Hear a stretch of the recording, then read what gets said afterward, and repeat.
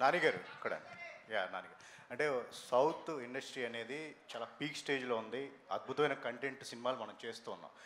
But కానీ north ఎందుకు ఒక చిన్న చూపు అనేది మన హీరోల మీద కానీ ఇంత పెద్ద హిట్లు ఇస్తున్నా సరే ఎప్పటికప్పుడు అవకాశం ఉన్నప్పుడల్లా ఒక చిన్న చూపు చూపిస్తున్నారు. లేటెస్ట్గా ప్రభాస్ గారి మీద ఒక ఎవరో ఏదో మాట్లాడుతూనే ఉంటారమ్మా.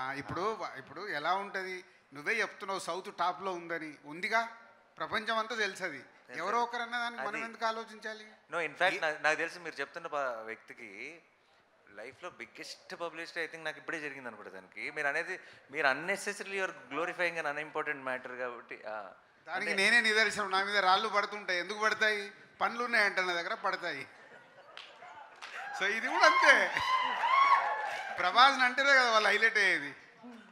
సార్ నానిగారు సార్ ఇక్కడ సార్ బ్రోచేవారు ఎవరా అంటే సుందరానికి ఇప్పుడు కట్ చేస్తే సరిపోదా శనివారం. ఆ డైరెక్టర్ నుంచి ఇటువంటి ట్రైలర్ రావడం ఎక్స్పెక్ట్ చేయాలి. ఫస్ట్ ఆఫ్ ఆల్ దిల్రాజ్ గారు కూడా చెప్పడం, first of all Vivekatreya surprise చేశాడు. ఫస్ట్ సరిపోదా శనివారం లైన్ చెప్పినప్పుడు వివేకాత్రేయ నుంచి ఇటువంటి కంటెంట్ మీరు ఎక్స్పెక్ట్ చేశారా?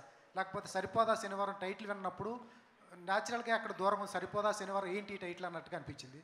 ఫస్ట్ ఆఫ్ ఆల్ ఆ వివేకాత్రేయ నుంచి అటువంటి కంటెంట్ నాకు ఒక నమ్మకం ఉందండి. ఐ థింక్ మనకి సరైన ఫిల్ము లేదంటే మనం ఆ ట్రై చేసేంతవరకు అసలు మన స్ట్రెంత్ ఏంటో మనకి ఎప్పటికీ తెలియదు.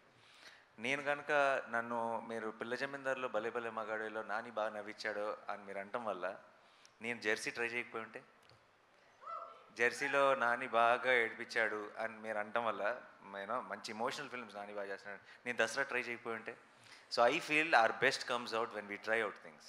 మన నమ్మకం ఓకే, అందరికీ ఇంకా మన మీద ఒక నమ్మకం ఉంది, డెఫినెట్గా ఇది పుల్ చేస్తారు. అది కంఫర్ట్ జోన్. అది దాని నుంచి బయటికి వెళ్ళకపోతే మన కొత్త స్ట్రెంత్ ఏంటన్నది మనం ఎప్పటికీ తెలుసుకోలేము. అండ్ నాకు ఇంత మంచి స్క్రీన్ ప్లే రైటర్, ఇప్పుడు ప్రాబ్లం ఏమవుతుంది, చాలాసార్లు యాక్షన్ ఫిల్మ్స్ సింగిల్ దాంతో వెళ్ళిపోతాయి. ఏంటంటే ఒక మంచోడు ఉన్నాడు, ఒక చెడ్డోడు ఉన్నాడు, చెడ్డోడు ఏదో ప్రాబ్లం క్రియేట్ చేశాడు, మంచోడు వెళ్ళి సాల్వ్ చేశాడు, సింగిల్గా వెళ్తుంది. ఐడియా ఇదే, లైన్ ఇదే, కానీ నెరేటివ్ కూడా అలాగే ఉంటుంది.